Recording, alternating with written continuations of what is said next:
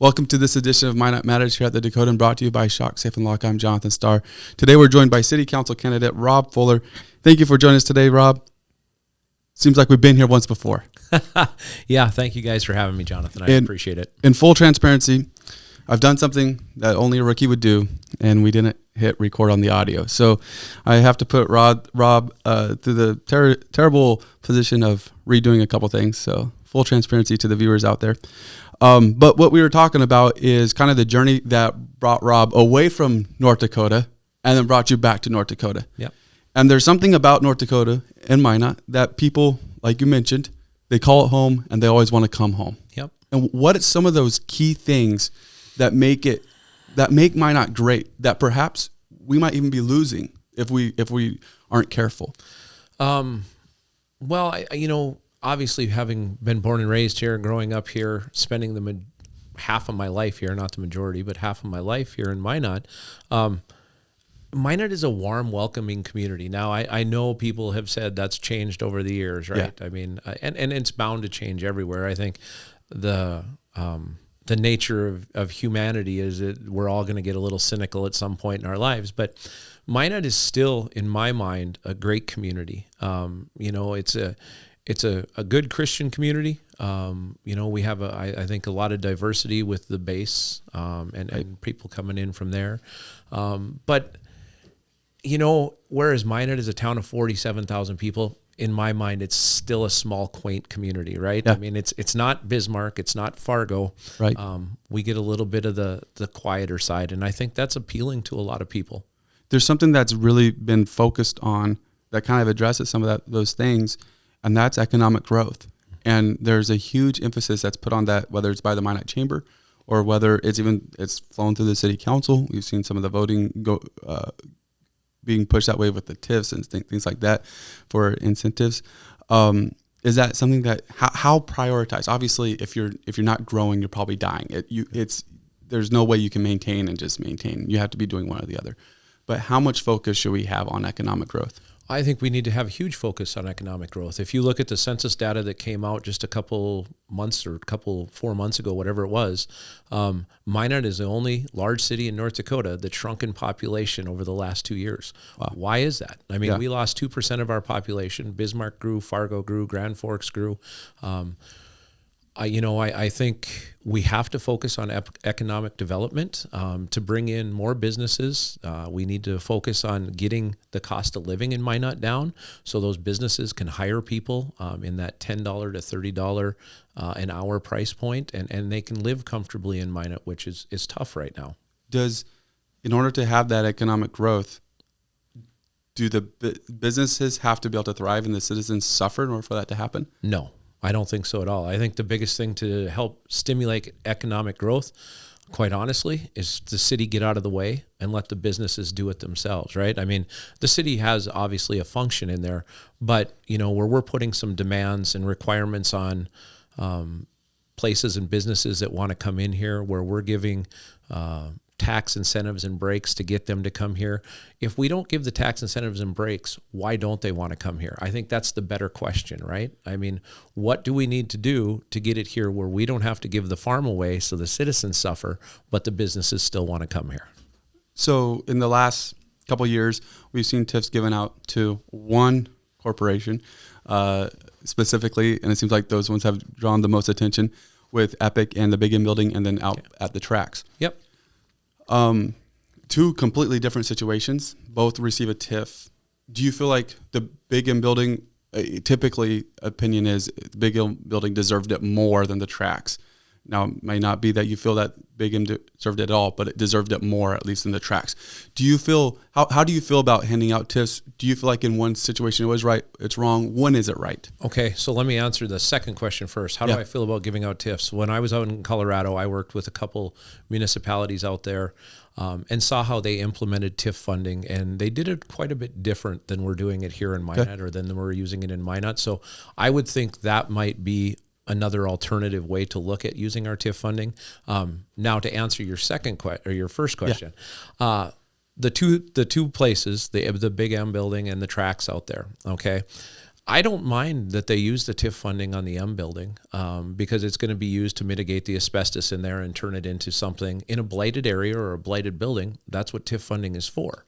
Now, conversely, go out there to the tracks across from Trinity Hospital, and they gave them TIF funding for an apartment building, for the skating rink and concert venue, or all the things they're going to. That's not a blighted area. Why are we giving TIF funding out for that? I mean, do you know who has to pick up the carry for the TIF funding that they're giving them? You and I do. Absolutely. So a follow-up to that, though, is some of that revenue we would never see, tax revenue we would never see until that development's done.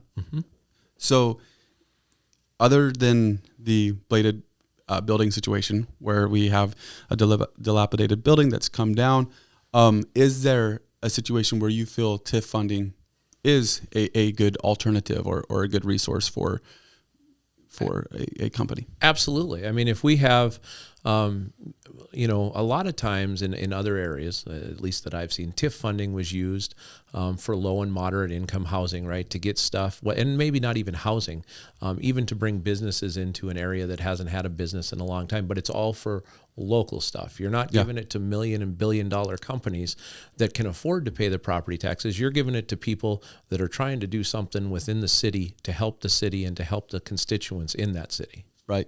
Makes sense. So let's talk property taxes. This is the obvious segue here. That's something that you are passionate about. It seems like in the forum that was done. How did you enjoy the forum? I thought the forum was good. I mean, I thought some of the questions were a little skewed. They were looking for certain answers, to see how we felt about certain things.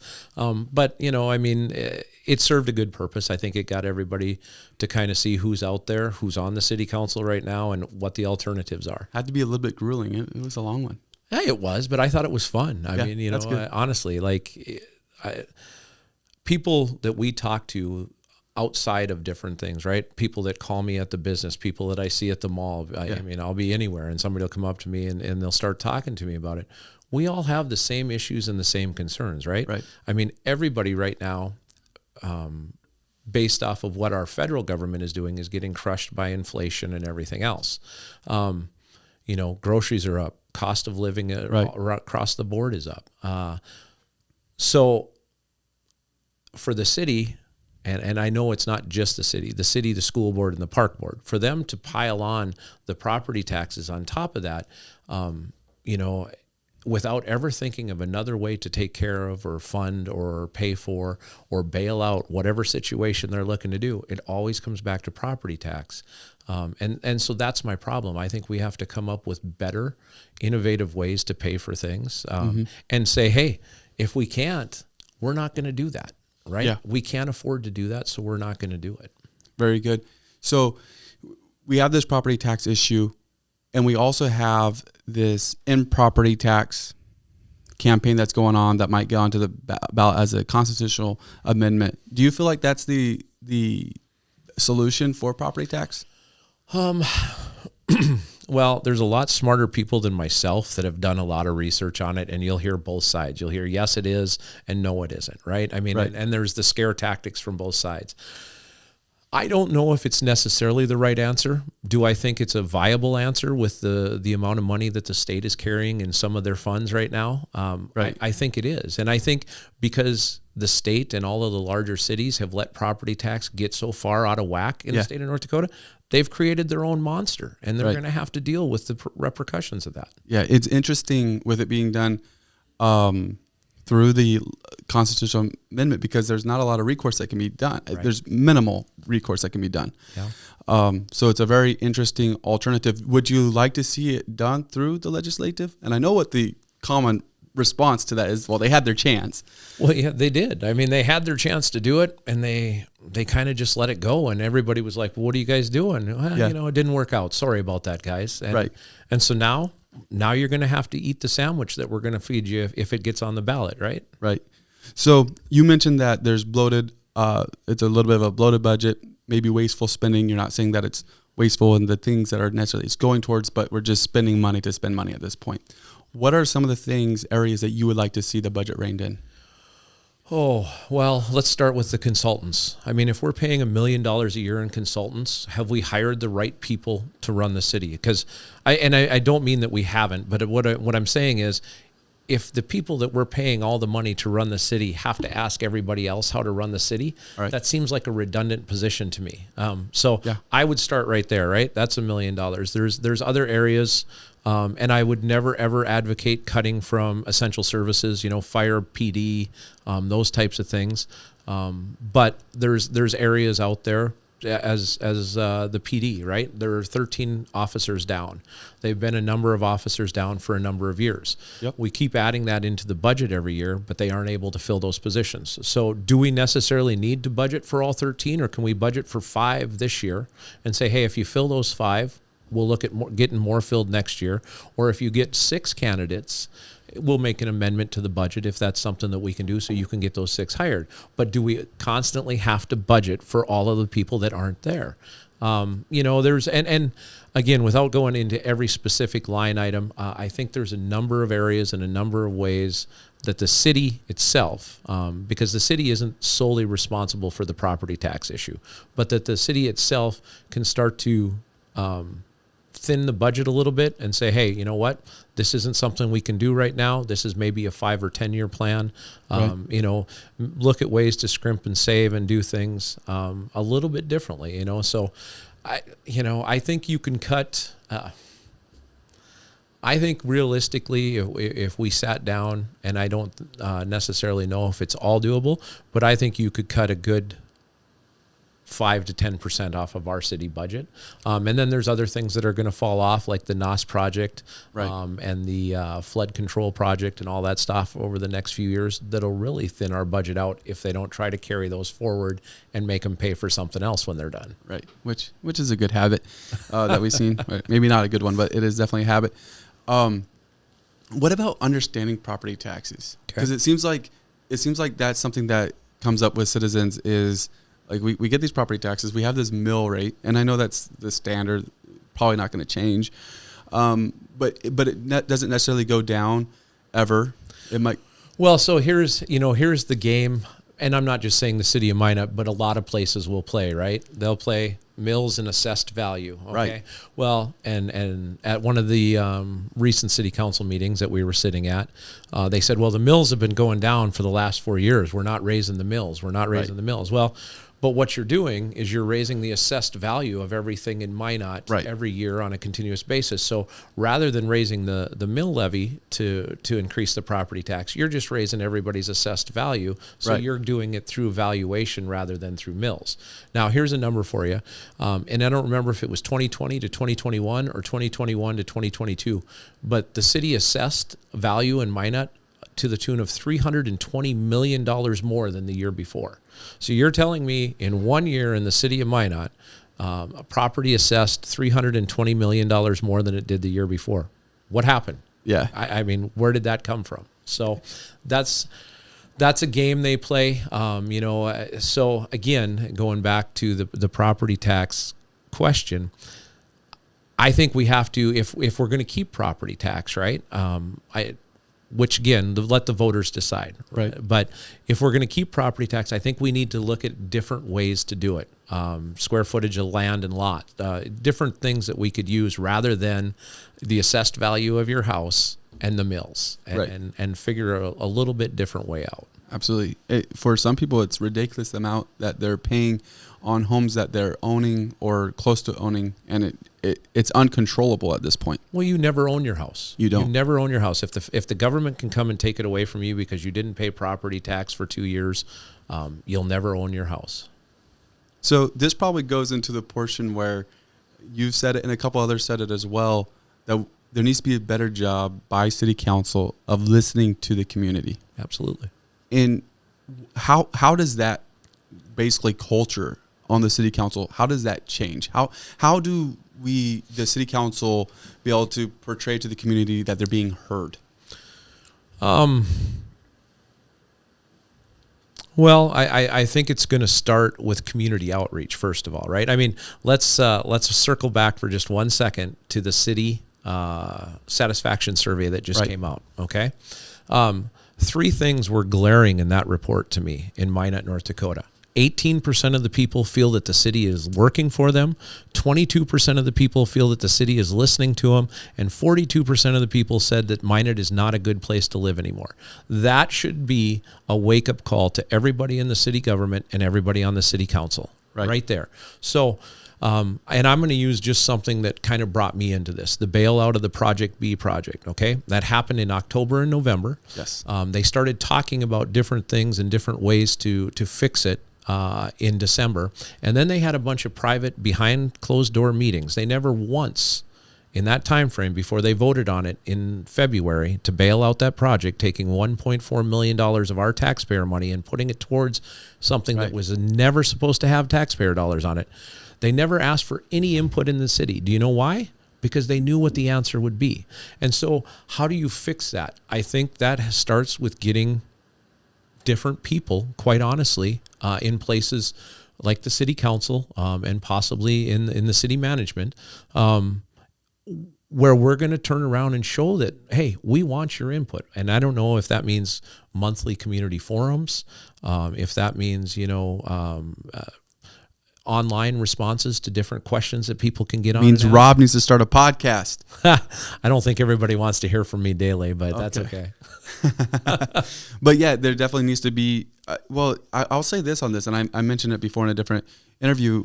It seems like with other than learning about Greg on the City of Minot public city page, Facebook page, Greg is the fake character that they blame everything on, being funny.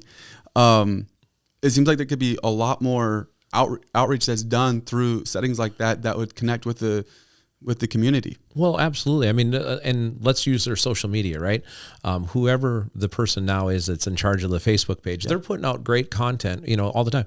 How tough would it be to put out a survey on Facebook to the Minot people? Hey, what do you guys think about this? Should we do this? Should we do this? That would be simple. Right. Does it ever happen? Why? Right. Because they don't want our input, right? They don't want to hear what the taxpayers say because the taxpayers are peed off right now, and that's a problem for them. There was a comment that, and I don't have it verbatim in front of me, but it was an interesting comment where I don't always agree with what I hear from the citizens, and like I get that you don't have to agree, but if I voted you there, then we work for you. Right. I mean, if we're on the city council or we're in the city government, they work for us. Right. Absolutely. You should care what we say, whether you agree with it or not. Right. Absolutely. Absolutely. And I personally believe that some of your votes should change. You may not agree with the vote you have to make, as long as it's not a moral issue. I think that but when you're talking about budget, you might be like, well, I really feel like we should spend this money, but the city overwhelmingly does not want us to spend this money. So I'm going to have to change what my opinion is to meet with the right. What the city I'm up wants. There for, if I get elected, I'm up there for everybody out there just like me who owns a business, owns a house, and is tired of what's been going on for the last 20 years around here. Right. And so I want to hear what they have to say because a lot of them have the same opinions and thought processes I do. And we may not always agree, but when it comes down to it, if I've heard from a majority of the constituents out there that, hey, this isn't something we want, then we're not going to vote for it. Right. So I haven't done research on this. Okay, so I don't know what it actually takes to make this happen, but is the city, and I don't even know what other cities, it's very preliminary thought in my head. I haven't even researched what other cities in North Dakota are doing, but does Minot get to a place where maybe we need to have councilmen, women, aldermen, women based off of the sections in Minot so that there can be better, voices can be better heard? Didn't it used to be that way? It may have been. I think right now all positions are at large, right. But I think there used to be 3 at large positions and 4 quadrant positions, right? Southwest, southeast, northwest, northeast. And I think they've changed it so it's all at large. So right. How do you go back once you've uncorked that? But how, do you think that would make it where people could be better heard? I think so. But because then let's say Southeast Minot, where I live, everybody that's in Southeast Minot could just reach out to me rather than a general thing. But I think if we do it right, whether it's by areas or districts or just at large at general, if we do it right, I think people can still be heard. They can still reach out to us. I mean, like I emailed in a complaint at one point about panhandlers, because we have a panhandler ordinance in Minot, no panhandling, right? Yeah. So I sent it in on the city website, and one of our council members answered it, and I'm not going to say who it was, but their response to me was, geez, I didn't know that was an ordinance in the city of Minot. And I was like, I don't expect you to know all of them, but before you respond to the email. So anyway, getting back to my point, I think having the people be able to contact us, whether it be through, like I said, a social media page, whether it be through emails, or direct emails to each of us, stuff like that. I want to hear from people. I know some of my running mates want to hear from people. On with this, it seems like you and your running mates have approached it maybe a little bit differently than other candidates have in the past.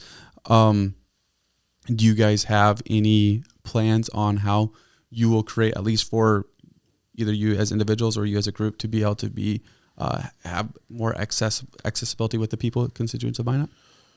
Well, we've talked about it, and I've brought up the community forum thing. Like, I think once a month, and not all city council members should have to go, but maybe we rotate every month. A couple of us go in there, and we have a city forum. And I think, I mean, because right now, if you talk to people, why don't you say anything? Why don't you go to city council meetings, and why don't you vote? They don't feel like what they do matters anyway. So people are frustrated. So I think what has to happen is, again, same thing with the budget. We have to have a cultural change, right? We have to show that, hey, look at this. These guys are showing up every month, and we can go in and talk to them face to face and give them our concerns where they're not sitting up on the dais looking down at us. We're interacting and having a conversation where instead of I just get to say what I say and then they all respond, right? Right, yeah. So I think we have to prove it to everybody. And so like the forums, online stuff, I think once we get that stuff going and people see that, holy cow, this is a different mentality than we've seen before, I think then we start to change. Be very good. So one of the things that stands out to me, only 37% of the residents surveyed who had an opinion either strongly agreed or agreed that Minot City employees are ethical and honest. Okay. That's a low number. A very low number. And then you go into the diversity and stuff like that in that same line. But we have this deal where we have an issue with the morale within the city, but then also the actual city doesn't necessarily trust the city government. Like, where's this? Have you identified a spot where there's a gap that's happening here right now between the city and the people? Does it come down to people just not feeling like they're heard, like their city opinions aren't heard? Is it just this classic, well, they turned off my water and I didn't pay my bill? But you're probably seeing a little bit of that latter part, right? Oh, the city screwed me, so I don't like the city. But I think, back up, like you said, the majority of people don't feel that they're heard. They don't feel that the city is spending our money correctly. And so, of course, they're not going to think they're ethical, right? I mean, and I don't think that's the boots on the ground people. I think that's, that was more directed personally, in my opinion, at some of the middle management and upper management people and city council. And the deal a couple years ago probably didn't help with the fallout with the city manager. Yeah. And I want to bring back one deal, okay?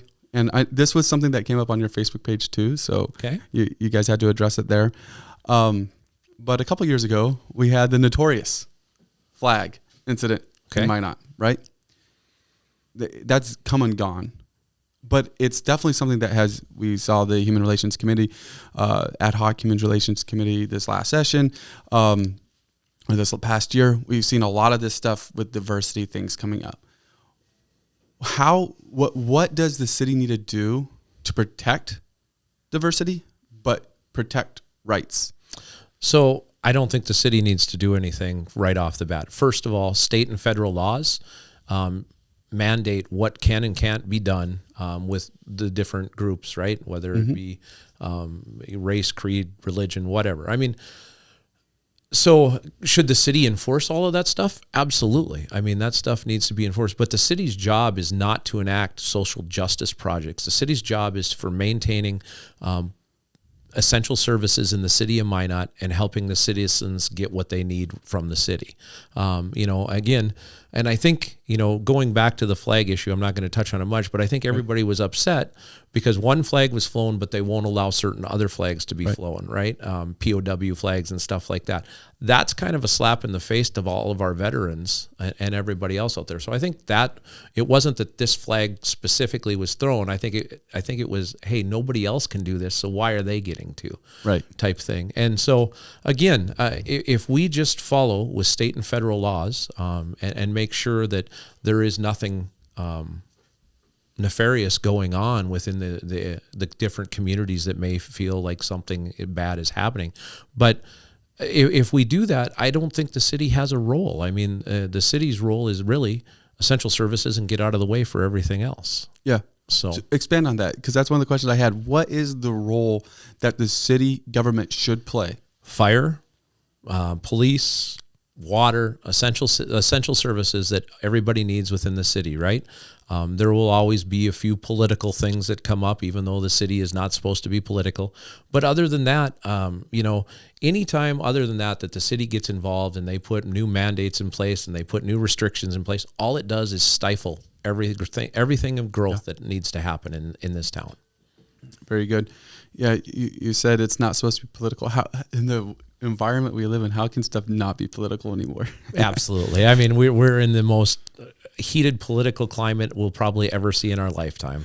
Yeah, it's very interesting. All right, we're coming to a close, but there's a couple questions I have left, and one of them is simply this. You mentioned that perhaps right now the city of Minot's heading in the wrong direction. What makes Minot great, and what can we do to make sure that we're pounding home those stakes that keep it great? What makes Minot great? It's the people. The people is what makes Minot great, right? Mm-hmm. I mean, that we all have fond memories. I don't know if you grew up around here or not, but we all 2008. Okay, so we have fond memories from growing up here or when we moved here. Right. And I think those fond memories stem from the people in the community. Again, it's a good community. I mean, there's a lot of great people here. So how do we keep that? Again, I think the city, as far as how do we keep that, doesn't need to do anything. We just need to let Minot be Minot. But the city needs to get out of the way for businesses and economic development to happen. We need to get out of the way as far as helping with the property tax issue to help lower the cost of housing and different things and rent in Minot. One of the council members made a comment at the forum that people that pay rent don't necessarily pay property tax.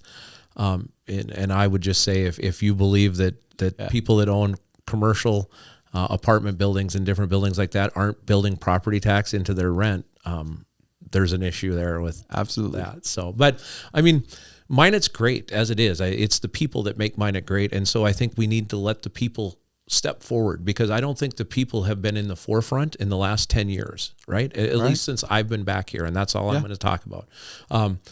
I think we need to let the people come back to the forefront and lead and tell the city government and us what we need to do, because that's what makes the community better. Right. Them deciding, not us. Yeah. And so with that, it takes an engaged people too. And of course, the argument can be made that perhaps because it doesn't feel like their voice is heard, they become disengaged. We also live in a completely different world. Since, to be not fun, since COVID, everything has changed. The engagement the way that people engage has changed. I mean, I do digital marketing, and it's changed dramatically since 2020. How can we create better engagement in Minot? Do we really think that Minot, and it could be that it needs to happen this way, I'm not against it, but that we need to see 200 people showing up to these city council meetings? I mean, we're getting that many people online for a lot of them, and that's the engagement. That's how people go to church now, sadly. Is there something that can facilitate that to keep people at the forefront?